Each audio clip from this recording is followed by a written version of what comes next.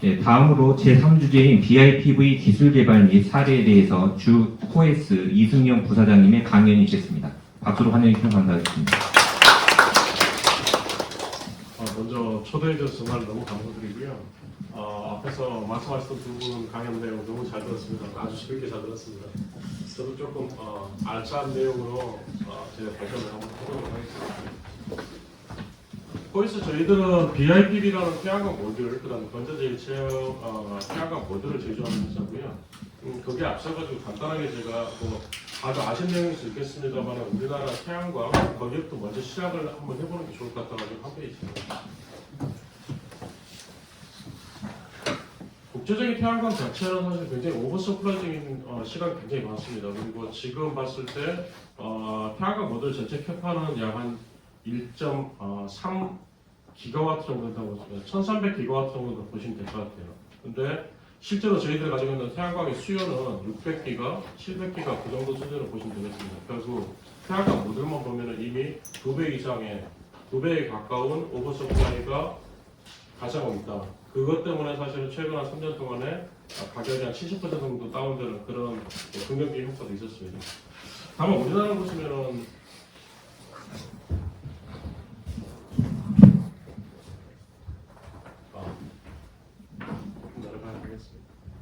우리나라 보면은 약간 이상한 현상들이 있습니다. 뭐냐면 기자재 쪽, 특히 태양광 모듈이나 인버터나 모든 것들이 사실 오버서플라이인데 사실은 발전소 쪽은 쇼테이지가 계속 발생하고 있다는 겁니다. 그러니까 우리나라가 정말 열심히 설치를 한다고 하더라도 2030년까지 열심히 설치를 하더라도 수요 대비 태양광 발전소나 설비들이 따라갈 수가 없습니다. 약 한 20기가 정도 그 쇼테이지가 역시 발생할 거고요. 그것 때문에 사실 태양광 시스템 자체 비용도 계속 올라가고 있는 겁니다. 이상한 브로커피도 올라가고 있고 그런 것들은 조계적으로 저희들이 빨리 해소를 하지 못하면 우리나라 태양광 발전에 큰 허들로 작용할 수 있겠다라는 생각을 가지고 있습니다. 그리고 아무래도 우리나라가 땅이 부족하고 저희 설치할 것도 없다 보니까 결국 갈 수 있는 것들이 이런 경량형 태양광이나 특히 BIPV 쪽으로 많이 좀 접근을 다시 좀 새롭게 해야 되지 않겠나라는 것들이 저희들 항상 갖고 있는 사람의 생각입니다.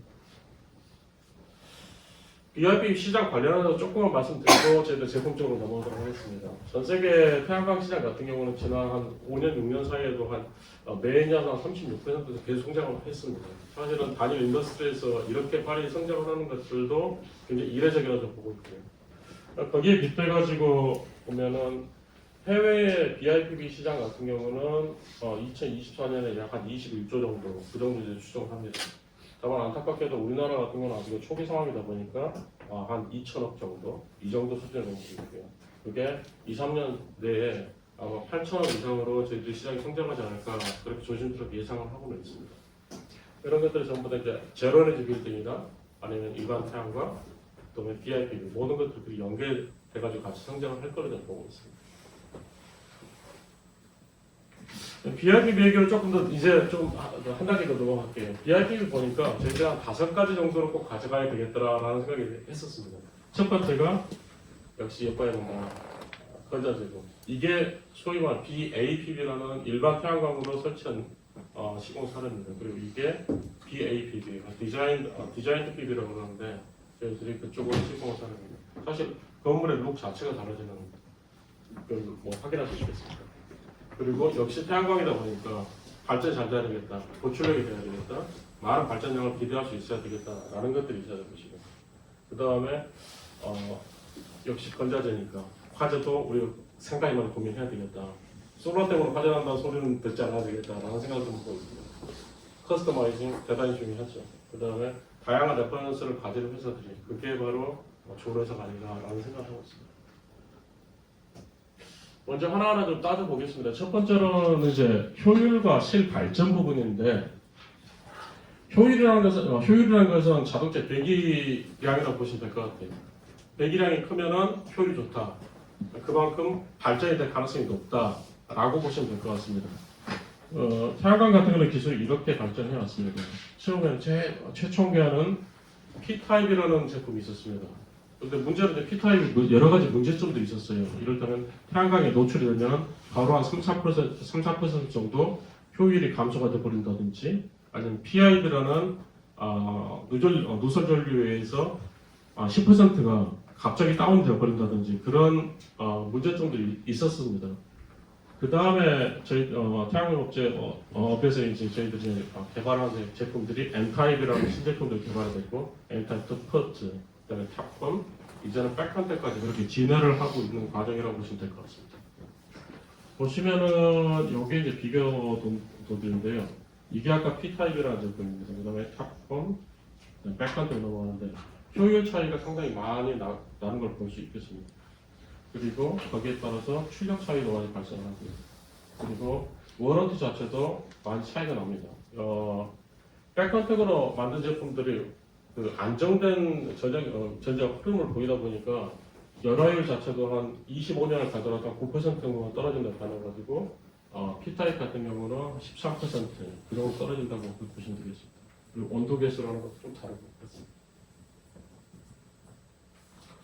하시다가 궁금한 사항도 있으면 발표하는 중에도 괜찮으니까 계속 질문하셔도 괜찮을 것 같습니다. 편하게 했으면 좋겠습니다.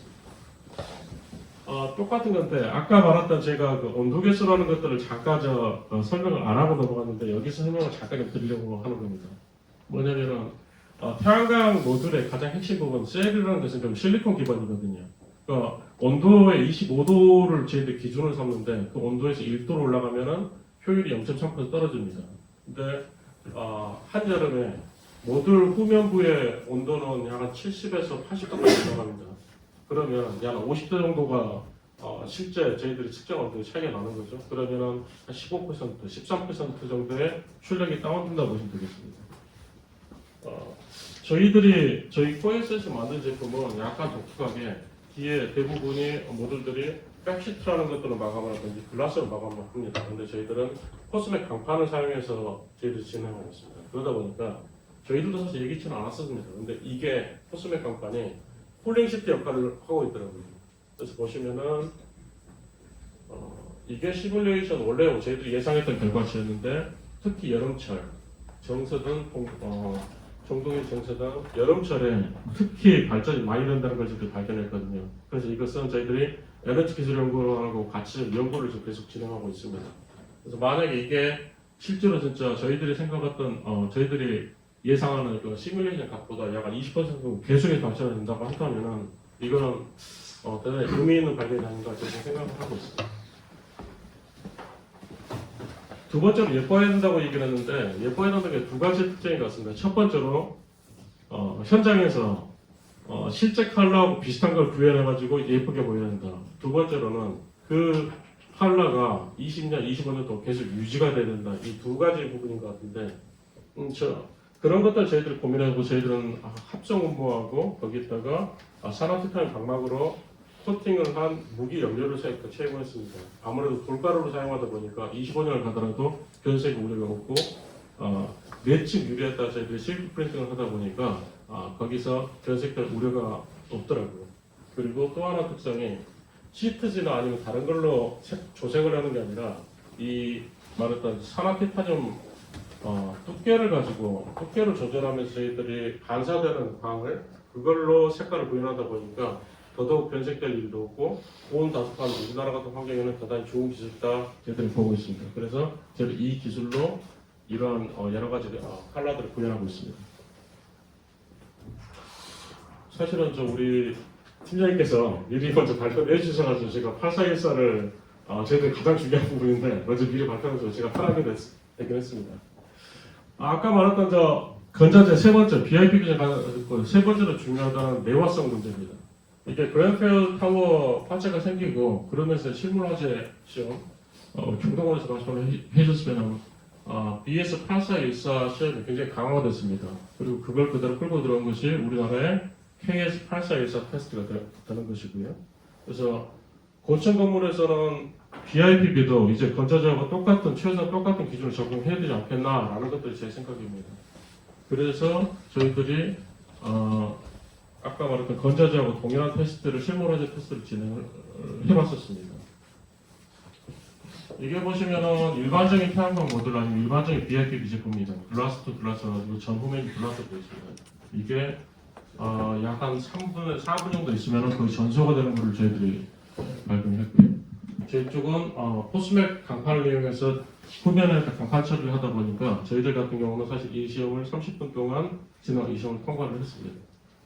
끝나고 나서도 보면은 1단부 저쪽만 사실 일부 사실 어떻게 말을 해야 되나 일부 탔고 그다음에 2단부터는 사실 멀쩡한 걸 좀 보시면 볼 수 있을 겁니다. 단순하게 사실은 뒤에 딱 강파만 된 건 아니었고요. 사실은 이 시험하면 저희들 몇 번을 실패했었습니다. 그래서 처음에는 사실 그냥 철판 한번 붙여봤고 그다음에 단일 절곡을 한번 해봤는데도 여전히 계속 안 돼가지고 마지막으로 저희들이 이렇게 이중 절곡으로 이게 모듈적인 측면이고 이게 모듈 후면입니다. 그래서 뒤에다가 이렇게 이중 절곡으로 된 것으로 저희들이 자체 특허를 보유하고 있는 기술을 적용해가지고 화재 원천 방지하게 됐습니다. 이게 이제 저희들 모듈 구성 도면입니다. 유리가 있고 봉지재라는 게 들어가고 있고요. 그다음에 태양전지, 그다음에 또 봉지재, 그다음에 절연 시트가 들어가고 맨 마지막이 포스맥 강판입니다. 그리고 당연히 맞춤형 시공 들어가야 될 것이고요. BIPV 제품 얘기는 여기까지 제가 지금 마감을 했으면 좋겠고 하나 더 소개시켜드릴 제품이 있어가지고 같이 좀 말씀드릴게요. 뭐냐면 우리나라 지붕들 보면은 특히 건물들 보면은 약 30에서 40% 정도가 태양광 설치를 못하는 건물들입니다. 구조적으로 취약하다든지 아니면 너무 노후가 됐다든지 아니면 위에 벤츠도 그렇고 BMW 공장도 그렇습니다만 위에다가 타설하지 마라. 그러다가 분명히 누수 사건 생긴다. 자기들 말레이시아 공장에서 한번 생겼고 그렇기 때문에 솔라는 필요한데 자기들은 무타공 공법을 하는 것들이 좀 필요하다라고 해서 저희들이 이거를 런칭하게 됐습니다. 뭐냐면 제가 마지막으로 있었던 데가 LG전자에 있었는데 LG전자에서 제가 해외 담당을 하면서 태국 LG 공장이 있습니다. 라용에 있는 공장이 있는데 거기에 솔라를 전체를 설치해라. 주요지에서 지원을 해가지고 전체 이제 사업장마다 전부 다 설치를 해라라고 해가지고 이게 마지막 프로젝트로 저희들이 했던 건데 원래 저희들이 전체를 한번 다 설치하면 얼마나 될까라고 하니까 14메가 정도 돼가지고 이 공장에서 사용하는 전력의 한 40% 정도까지는 커버할 수 있겠다. 원래 세탁기 공장인데 그래서 다 하려고 했더니 결국 실패를 했습니다. 그게 이 공장들 자체가 너무 노후한 거예요. 그래서 구조 검토가 안 나오더라고요. 그리고 거기 공장장님께서 아니 당신들이야 사실은 솔라 설치하고 떠나면 되는데 우리는 계속 해야 되는데 물 쓰면 어떡해. 그러다 큰일 나는 거 아니야. 그래서 알겠습니다. 그러면 사무동하고 이쪽 물리센터 이쪽만 하겠습니다. 그러다 보니까 4메가밖에 설치를 못했는데 만약에 그때 저희들이 경량 태양광이라는 게 있었으면 전체를 설치할 수 있었을 겁니다. 경량 태양광은 실란트로 붙이는 방식, 그 다음에 일반 제품하고 똑같이 설치하는 방식 두 가지가 있더라고요. 그래서 그쪽에서 좀 좋았겠다라는 생각이 좀 들었어요. 두 번째로는 국내에 대단히 많은 PEB 건물 구조입니다. 이게 물류 운송 창고들 이쪽 같은 거 아예 구조 검토 안 나가다 보니까 태양광 자체를 설치하지 못합니다. 이런 것들에 이제 경량 모드를 구현하게 된다면 상당 폭으로 아리백 사업에도 기여할 수 있겠다라는 생각들도 많이 하고 있습니다. 이런 제품들입니다. 마지막으로 설치 사례 두 가지만 말씀드리고 오늘 발표 내용은 끝내도 될 것 같습니다. 이게 저희들이 이제 도봉구청에 저희들이 설치한 사례인데 원래 이렇게 건물이 이렇게 생겼었습니다. 되게 좀 멋이 없다. 그래서 우리 좀 공무원들께서도 뭔가 좀 도봉구에 활력 있는 모습들을 좀 구현했으면 좋겠다. 가지고 파란파란하게 좀 만들어줬으면 좋겠다라는 얘기를 했었고요. 그래서 기본적으로 이제 라이트 그린하고 그린, 다크 그린 이거 조합해가지고 저희들이 실천했습니다. 이번 입찰로 진행했었고요. 설치 형태는 이제 프레임 지지 구조도를 리모델링 형태라고 썼습니다. 100km 정도 설치를 했고 입지 분석, 그 다음에 저희들 설계해가지고 저희들 마지막 준공 이미지까지 보여주면서 저희들 입찰 성공했던 케이스입니다. 설치는 이렇게 했습니다. 일단 비계 설치 당연히 해야 되겠죠. 그리고 여기 있는 원래 가지고 있는 외장재를 다 철거를 했습니다. 그리고 모듈 양중해가지고 간접 작업하고 모듈 설치. 그리고 그리고 포킹하고 완료. 이게 5개월 정도 걸리더라고요. 그래서 설치 끝난 것입니다. 두 번째로는 이제 이게 병원입니다. 이 병원 보면은 병원장님께서 야 이게 우리 병원이 좀 정신병원 같다, 좀 고쳤으면 좋겠다, 뭔가 좀 룩을 좀 좋게 좀 할 수밖에 할 수 있는 것들이 있으면 좋겠다라고 해가지고 저희들한테 의뢰를 와가지고 기본적으로는 이제 조금 점잖은 컬러로 저희들 한번 디자인 해봤었고요. 그래서 이거는 저 서울시 민간보급 사업으로 지금 민간보급 사업으로 진행을 했습니다. 그리고 이중 파사드 구조, 건물 자체로 뭐 철거하고 그런 건 없었고요. 건물 외벽에다가 지지대 설치를 해가지고 하지 설치를 해가지고 그 위에다가 붙이는 방식으로 그렇게 진행했었습니다. 그러다 보니까 조금 공사는 좀 수월한 편이었고요. 한 3.5개월 정도 걸렸던 것 같습니다. 네. 그리고 뭐 이런 포스코 건물들, 신반포 이번에 막 완공하는데 앞으로는 이제 아파트 쪽에 이렇게 저 BIP가 더 많이 들어가지 않을까. 특히 제로에너지 빌딩 정책 관련해서 검토를 좀 많이 좀 의뢰가 많이 들어오고 있습니다. 그리고 단독주택에도 이렇게 많이 설치를 하고 있습니다. 이상입니다. 네, 질의 있으신 분들 질의 받도록 하겠습니다. 손 들어주시면 마이크 전달드리겠습니다. PV가 이렇게 예쁘게 나온 거는 오늘 처음 접했던 부분이고요. 말씀 잘 들었고 이게 BIPV하고 이제 일반 그 산이나 아니면 정상적인 건물 지붕에 설치할 때 제일 이제 중요한 게 이제 각도라고 알고 있거든요. 그래서 이제 우리가 건물 하면 이게 그 동서남북 다 면적이 이렇게 돼 있는데 그 동서남북 그 사면 중에 혹시 가능한 부분이 어느 쪽이고 그다음에 일반 각도 정상적으로 설치했을 때하고 벽에 설치했을 때 그 효율 좀 혹시 데이터가 있습니까? 네, 뭐 데이터 나중에 저희 개명을 한번 전달드리겠습니다만 일단 북서면 쪽은 아예 안 되는 거고요. 북서. 북쪽은 아예 안 됩니다. 그리고 가장 좋은 건 아무래도 남향일 것이고요. 동쪽, 서쪽도 가능을 합니다. 다만 조금이라도 북향이 섞여 있다 그러면 안 되는 거고요. 그리고 통상적으로 우리나라에서 솔라가 가장 발전이 잘 되는 각도는 약 30에서 35도 정도 됩니다. 근데 그걸 인면으로 사실 90도로 붙여버리면은 약 한 70% 정도 그 정도 출력을 100% 대비해가지고 70% 정도 그 정도 발전한다고 보시면 될 것 같습니다. 발전 시간으로 보면은 인면이 한 2시간 정도, 그리고 지붕 태양광 잘 설치한 지붕 태양광 같은 경우는 하루에 한 3.2시간에서 3.5시간 정도 그 정도 발전하는 것 같습니다. 감사합니다. 비쌉니다.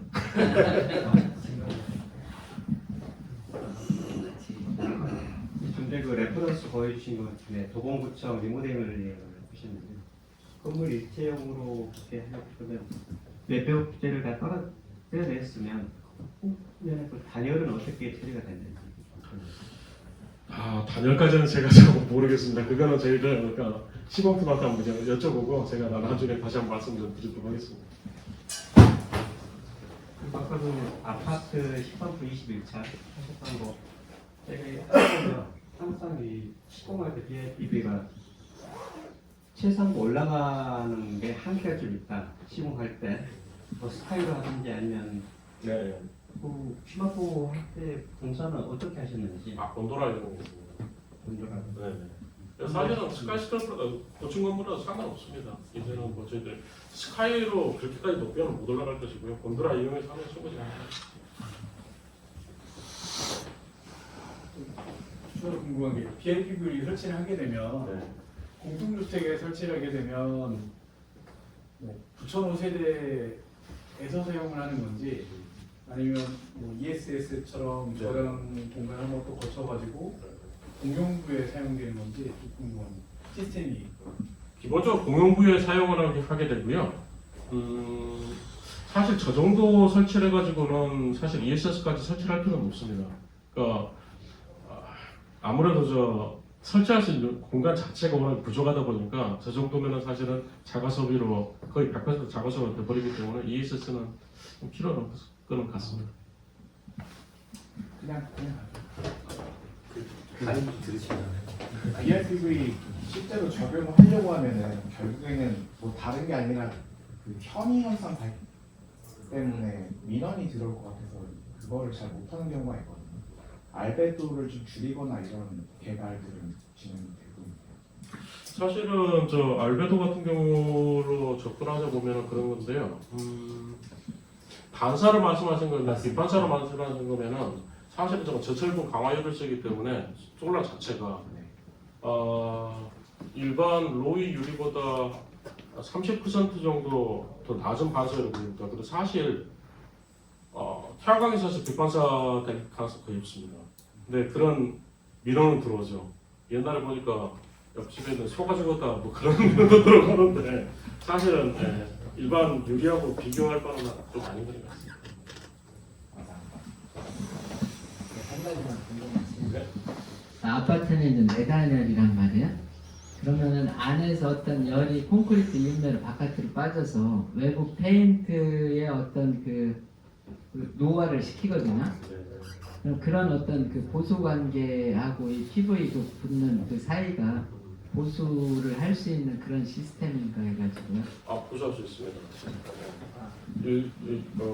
시간에 3분 정도 더 질의를 받고 하면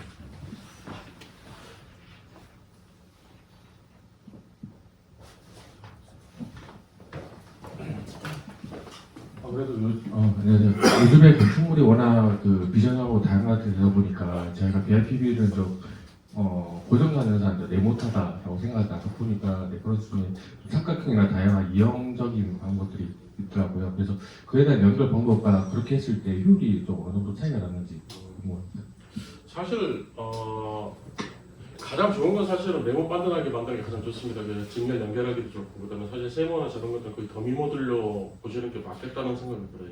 아니면은 굳이 꼭 발전을 해야 된다고 한다면은 저희들이 그 셀을 배열을 그 직백열 배열을 해가지고 거기서 저희를 잡아낼 수 있습니다. 어차피 뭐 실제로 직렬로만 연결시킬 수 있으면 되는 거라서 그거는 뭐 큰 문제는 아닌 것 같습니다. 다만 대부분 이형 모듈은 더미라고 보시는 게 맞을 것 같습니다.